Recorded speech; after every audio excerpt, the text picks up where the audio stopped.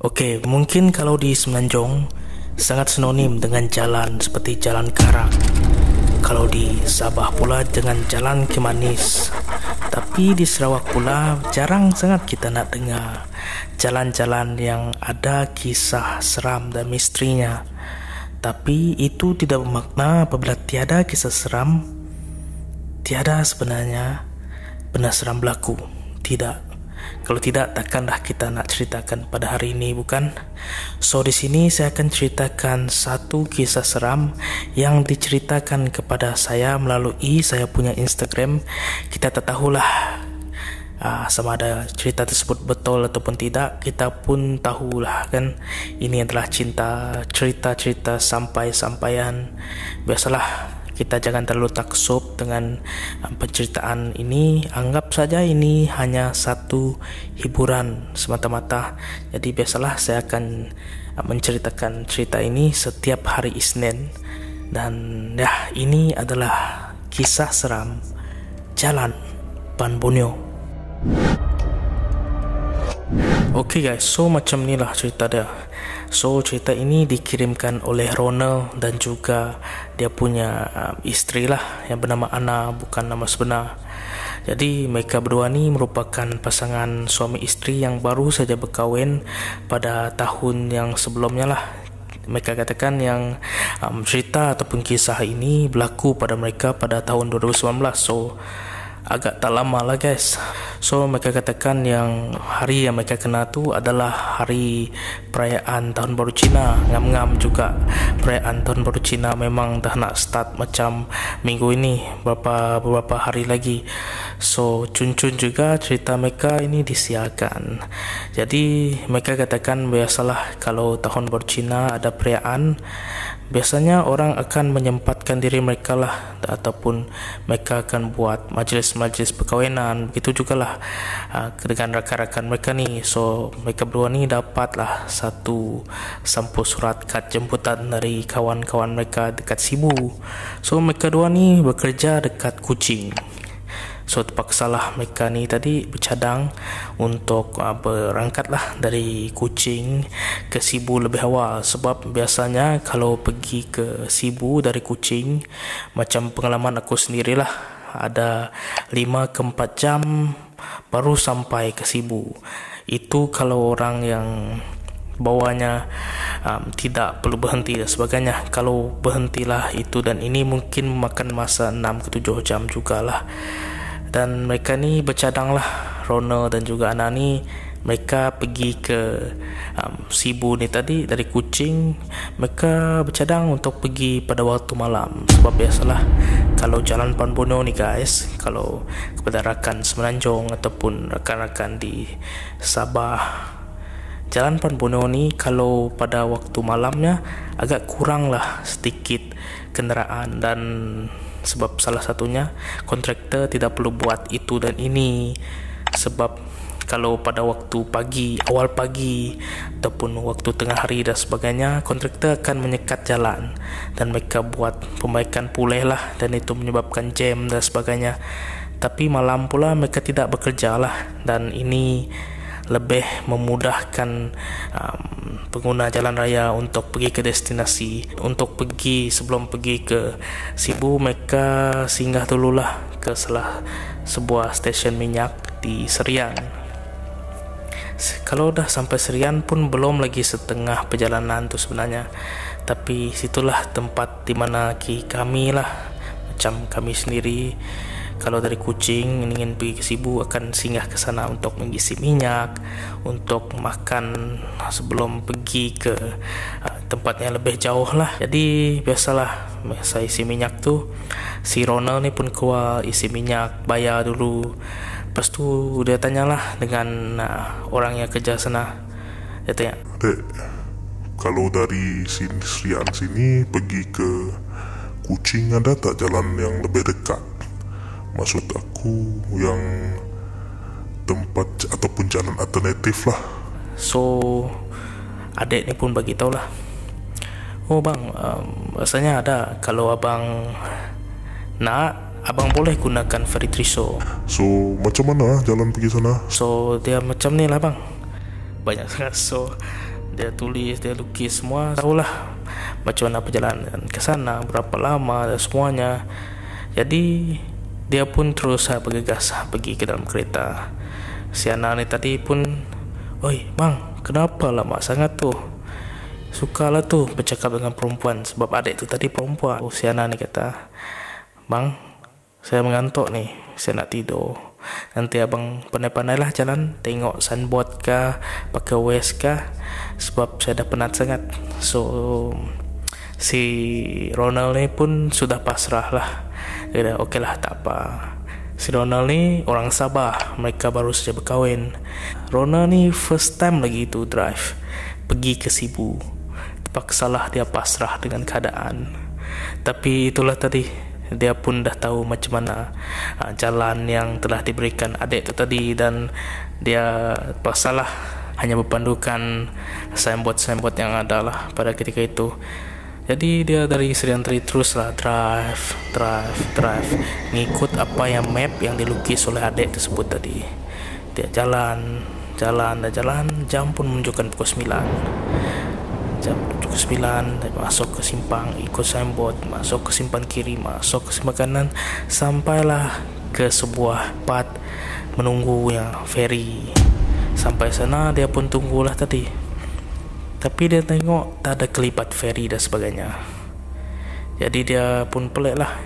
Kenapa tak ada tempat, tak ada ferry, tak ada orang pun dekat sini yang tunggu dan sebagainya. Dia pun pelik lah tadi. Jadi dia pergi keluarlah untuk merokok. Si anak ni tadi masih kat dalam kereta, masih tertidur lagi. Dia keluar merokok, dia jalan-jalan dan ambil angin lah. Lepas tu dia tengok ada orang lah. Dia pun pergi ke orang tersebut. Makcik. Dia tengok seorang makcik ni yang memang nampak kesian sangat, Dia bawa raga yang nampak sangat berat lah dari jauh. So dia pergilah kepada makcik tersebut.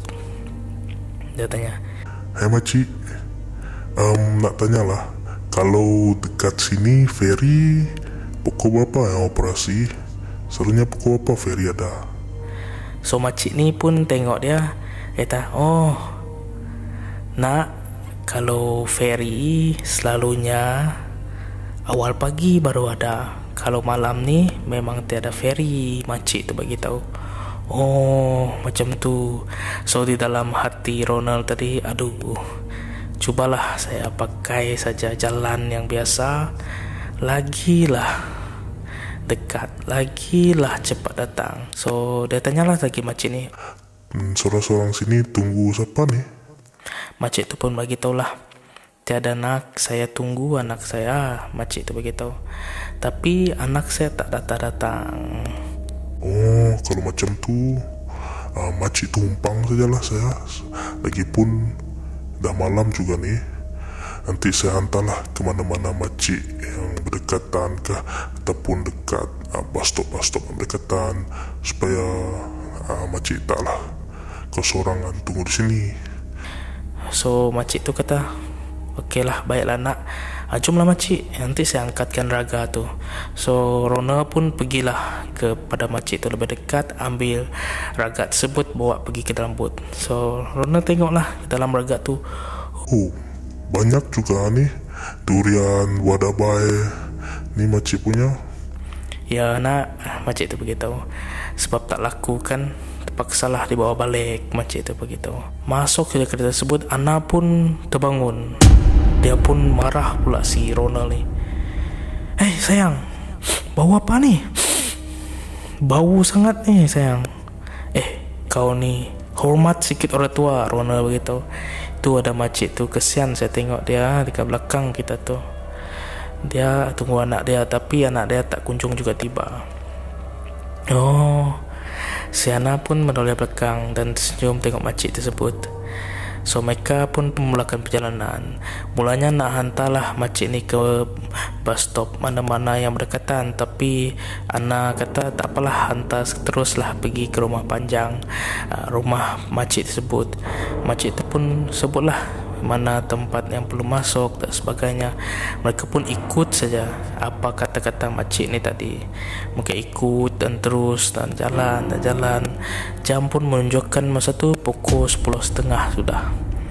So mereka sampai di salah satu tempat. Makcik tu kata, di sini nak. Lepas tu Rona pun dia break sekarang muncul lah situ. Sini ya makcik. Ya di sini. Lepas tu mereka pelik lah. Mana? Oh, ke dalam sana lagi. Dia kata, kita perlu jalan kaki. Jomlah masuk naik ke rumah makcik. Kami di sana ada buat keramaian. Dia kata macam tu dengan Ana dengan Rona. So Rona dengan Ana ni pun masa tu sudah pukul 11 lebih. Mereka pun tengah lapar. Jadi mereka pun ikut sajalah kata-kata makcik tersebut. Mereka ikut kata-kata makcik tersebut dan yalah. Dan Rona tadi ambil juga ragak makcik tersebut dekat belakang booth. Dan mereka pun sama-samalah pergi ke rumah panjang makcik itu. Untuk menuju ke rumah panjang itu ada semak-semak lokal lah yang mereka perlu jalani dulu.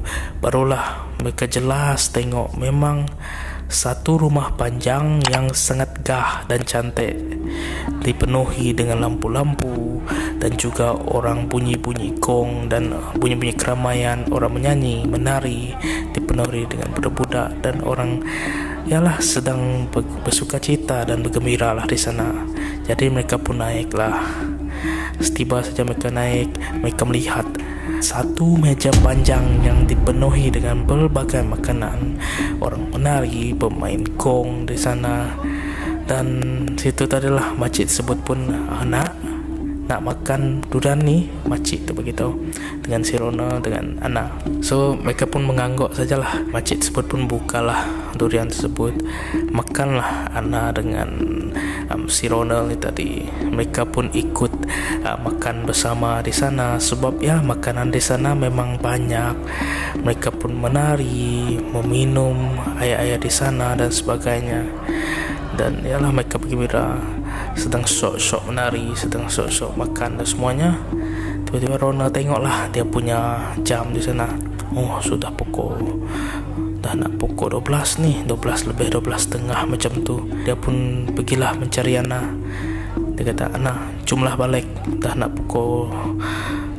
tengah malam sangat nih, pukul 1. Nanti kita lambat sangat datang ke Sibu. Dia beritahu macam tu.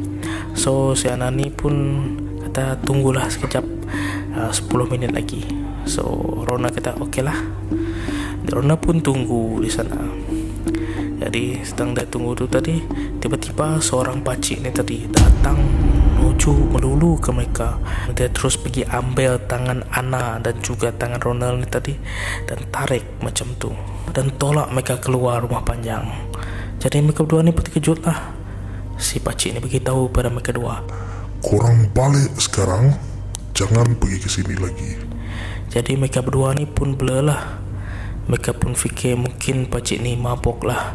Sebab biasalah dekat keramaian macam tu memang ada minum-minum dan sebagainya.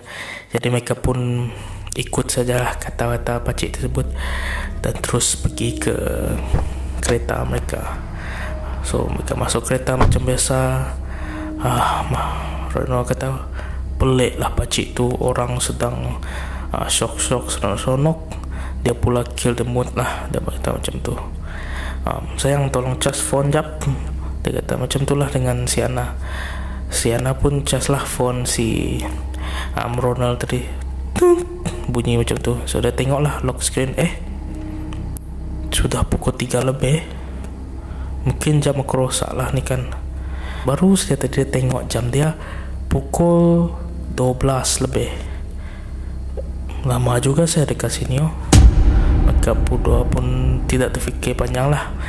Mereka dua pun tidak ada rasa was-was, tapi teruslah pergi menuju ke Sibu, menghadiri majlis perkahwinan kawan mereka. Lepas habis saja majlis tu, mereka pun baliklah ke Kuching. Tapi sebelum balik ke Kuching tu, mereka nak tengok lagi tempat tersebut. Sebab tempat tu memang sangat cantik, sangat gah rumah panjang tersebut. So pergilah mereka menuju ke jalan yang dituju tadi.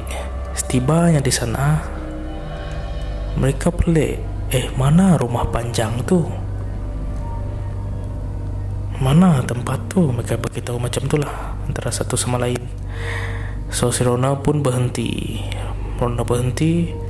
dan juga dia keluar. Mereka berdua bersama keluar saja dari tempat tersebut. Pakcik yang sama pada malam itu marah mereka berdua kembali. Kenapa korang pergi ke sini lagi? Kan pakcik tak suruh pergi sini lagi. So Rona pun beritahu, maafkan saya pakcik, kami hanya nak tengok lagi tempat ni sebab sangat cantik dan malam itu agak sama-sama lah yang kami lihat. Kami nak tengok sendiri lagi lah. Nak berterima kasih pada makcik itu sebab hari itu kami tak sempat beritahu apa-apa kepada makcik itu. Pakcik itu pun, makcik apa yang kau beritahu ni? Tempat mana yang kau beritahu ni? Kau tahu tak? Pakcik tengok korang berdua menari sendiri dekat hutan. Pakcik tengok kau makan durian yang sudah busuk. Jadi Ronald dengan Ana ni pun terkejut. Tidaklah pakcik, kami tengok dengan mata sendiri yang tempat itu sangat megah dan cantik. Okey, pakcik tu beritahu macam itulah. Tak apa, pakcik bawa korang dua pergi sana, jom. So mereka bertiga ni pun jalanlah, ikut dari belakang pakcik tersebut. Inilah tempat tu. Cuba kau ingat balik pada malam itu, apa yang kau lihat? Pakcik tu beritahu. Lepas tu Rona pun cuba ingat. Lepas tu dia tengok, dia teringatkan satu ragak yang makcik itu bawa. Ragak tersebut sememangnya ada di tapak rumah panjang tersebut yang kosong, betul-betul di tengah rumah panjang, tapak rumah panjang itu. Jadi Rona pun terkejut. Pas mereka lihat dalam ragak tersebut, kesemuanya adalah durian-durian yang sudah kering membusuk, dipenuhi dengan ulat. Ya, tempat ini dia beritahu, tempat yang mereka katakan rumah panjang Eka dan sebagainya, itu adalah tapak rumah panjang yang memang sudah lama ditinggalkan, tidak lagi digunakan. Tetapi seringkalilah mereka mendengar bunyi seolah-olah seperti ada keramaian, bunyi-bunyi gong, orang-orang seperti keramaian dan banyak-banyak orang, tetapi sebenarnya tiada orang di sana. Mendengar saja cerita pakcik tersebut, Ana dan juga Ronald pun terkejut, kerana ia seolah-olah seperti satu realiti, tetapi ada sesuatu menutup mata mereka pada malam itu. Tapi muncullah pada ketika itu pakcik tersebut yang sememangnya sentiasa akan pergi memburu untuk mencari haiwan-haiwan liar bersama dengan rakan-rakan dia. Terserempak pula lah, memang itu adalah satu pertolongan daripada Tuhan kepada mereka. Terserempak pula tempat tersebut melihat mereka berdua macam itu, dan pakcik tersebut pun menolong mereka. Jadi Ana dan juga Ronald ni betul-betul terkejut dan terkesan lah dengan perkara macam itu, dan berterima kasih betul-betul kepada pakcik tersebut kerana dia tahu apa mungkin akan berlaku kepada mereka berdua kalau pakcik tersebut tidak menolong mereka. Itulah antara cerita yang aku rasa paling seram, sebab perjalanan ataupun jalan untuk pergi ke Sibu sememangnya jalan yang sering digunakan oleh kami, jalan sering digunakan oleh saya, itu jalan seharian untuk pergi ke Sibu dan sebagainya.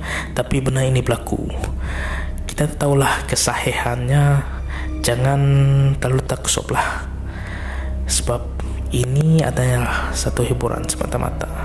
Ada lagi cerita tentang jalan Panponyo ni, tapi saya simpan dulu lah. Kita ceritakan setiap hari Isnin lah, satu Isnin, setiap Isnin satu cerita. supaya lebih menarik. Oke, itu saja cerita daripada saya kepada Anda, dan jangan lupa share, subscribe channel ini, dan terima kasih. Bye bye.